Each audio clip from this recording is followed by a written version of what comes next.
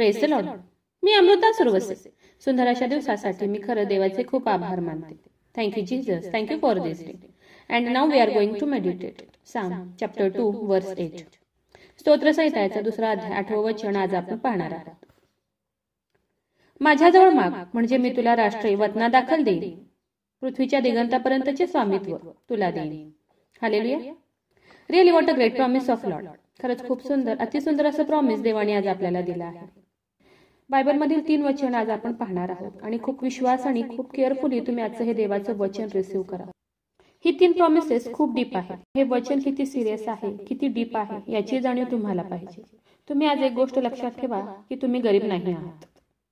गरिबी आपल्या विश्वासणाऱ्यांच्या लाईफचा हिस्सा नाही. तुम्ही खूप श्रीमंत आहात. पण या वचनाची खोली, हे वचन किती डीप आहे हे जर तुम्हाला आज कळालं तरच हे वचन तुमच्या लाईफमध्ये कार्य करणार आहे. फर्स्ट पॉइंट, इब्रिकरास पत्राचा 4था अध्याय 12 वचनात आपण पाहतो की देवाचं वचन सजीव व सक्रिय आहे. हालेलुया. देवाचं वचन काय आहे तर ते वचन जिवंत आहे, सजीव आहे आणि ते सक्रिय आहे, म्हणजे कार्य करणारा असं देवाचं हे वचन आहे. देवाच्या वचनाला कार्य करायला हातपाय आहेत का? होय, त्याला हातपाय आहेत. पण या वचनाचे हातपाय काय आहेत हे तुम्हाला माहिती आहे का? त्याचे हात आणि पाय आपलं मुख आहे. जेव्हा तुम्ही सतत तोंडाने मुखाने हे वचन बोलता तेव्हाच ते वचन कार्य करतात. आपलं मुख, आपल्या तोंडातून निघणारे शब्द त्या वचनाचे हात आणि पाय आहेत. तेव्हाच ते वचन सजीव होतं, सक्रिय होतं. लक्षात ठेवा की जेव्हा तुम्ही बोलता तेव्हा देवाचं वचन ऍक्टिव्हेट होतं, तेव्हाच ते वचन देवाचं काम करतं. सेकंड पॉइंट, वर आपण पाहिले की गरिबी आपल्या विश्वासणाऱ्यांच्या लाईफचा हिस्सा नाही. योहान शुभवर्तमानाचा 1 अध्याय 12व्या वचनात आपण पाहतो की परंतु जितक्याने त्याचा स्वीकार केला तितक्यांना, म्हणजे त्याच्या नावावर विश्वास ठेवणाऱ्यांना त्याने देवाची मुलं होण्याचा अधिकार दिला आहे. हालेलुया. कोणता अधिकार दिला आहे तर देवाची मुलं होण्याचा अधिकार दिला आहे. कुणाला दिला आहे तर विश्वास ठेवणाऱ्याला दिला आहे. आणि आज एक गोष्ट तुम्ही लक्षात ठेवा की जर तुम्ही त्याची मुले आहात तर तुम्ही त्याचे वारस आहात. मुलगा हा बापाच्या सर्व प्रॉपर्टीचा वारसदार असतो. जर तुम्ही देवावर विश्वास ठेवता तर तुम्ही त्याचे वारस आहात. आणि वारस या नात्याने जगातील प्रत्येक चांगल्या गोष्टीवर आपला अधिकार आहे. म्हणून तुम्ही गरीब नाही तर तुम्ही खूप श्रीमंत आहात. थर्ड पॉइंट, वर आपण वचनात पाहिले की माझ्याजवळ माग म्हणजे मी तुला राष्ट्र वतना दाखल देईन. ओ माय गॉड, वचन काय म्हणतं? माझ्याजवळ माग म्हणजे मी तुला राष्ट्र देईन. देवाने आपल्याला सांगितलं आहे की मी तुला मोठ्या मोठ्या गोष्टी देईन, पण आधी तू माझ्याजवळ माग म्हणजे मी तुला देईल. म्हणजे मागणं खूप गरजेचं आहे. आता तुमच्या हातात आहे की तुम्हाला गरीब राहायचं आहे की श्रीमंत व्हायचं आहे, गरीब म्हणून जगायचं आहे की श्रीमंत म्हणून जगायचं आहे. आपला बाप हा खूप श्रीमंत बाप आहे. त्याच्या शब्दाने संपूर्ण जग तयार झालं आहे. तो शब्द बोलला आणि सर्व सृष्टी निर्माण झाली. म्हणून आज खूप विश्वासाने तुम्ही देवाची ही 3 वचने कबूल करा, कन्फेस करा. देवाचं वचन सजीव व सक्रिय आहे. देवाने मला त्याची मुले होण्याचा अधिकार दिला आहे. मी त्याचा वारस आहे. देवाने मला जगातील प्रत्येक गोष्ट देण्याचं, राष्ट्र देण्याची प्रॉमिस केला आहे.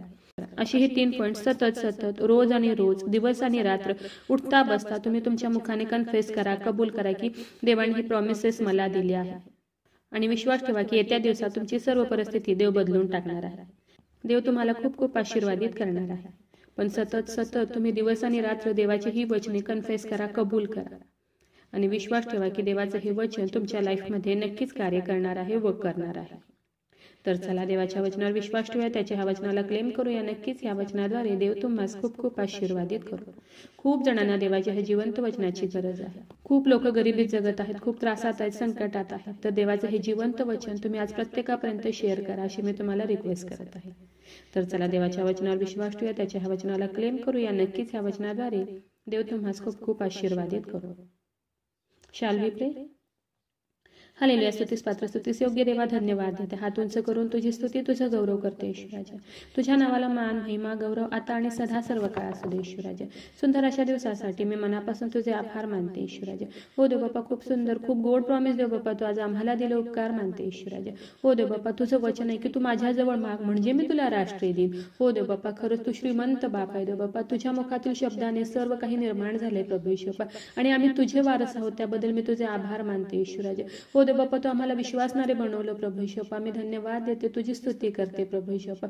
हो देव बाप्पा, मी आग्रहाची विनंती करत आहे देव बाप्पा, जेवढ्याने तुझं आजचं हे वचन ऐकलंय प्रभू येशू बाप्पा, तुझ्या वचनावर विश्वास ठेवलाय देव बाप्पा, तुझ्या वचनाला ज्यांनी क्लेम केलंय प्रभू येशू बाप्पा, त्या प्रत्येकाला तू आज आशीर्वादित कर प्रभू येशू बाप्पा. आणि त्यांची सर्व गरिबी, त्यांच्या सर्व अडचणी नासरेत कर येशू, तुझ्या नावामध्ये आज दूर कर प्रभू येशू बाप्पा. हो येशू राजा, माझा विश्वास आहे, तू माझी प्रार्थना ऐकलेली.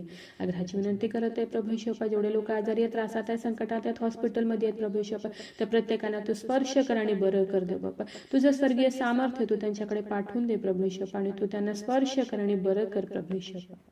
माझा विश्वास आहे येशू राजा, तू माझी प्रार्थना ऐकलेली. आय प्रे in the mighty name of Jesus. Amen.